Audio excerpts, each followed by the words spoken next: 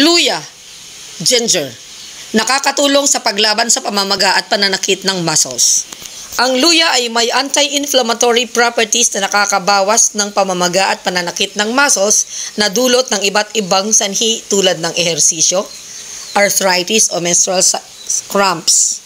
Ang 2 grams ng luya sa isang araw ay makakatulong na para maibsan ang muscle pain at stiffness. Nakakatulong din ito sa pagpapabuti ng digestion at pag-iwas sa ulcer.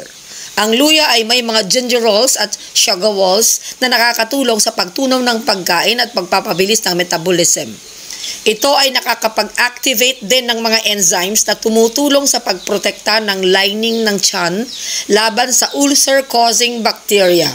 Ang luya ay nakapagpapababa din ng antas ng kolesterol at triglycerides sa dugo na nakakaiwas sa sakit sa puso.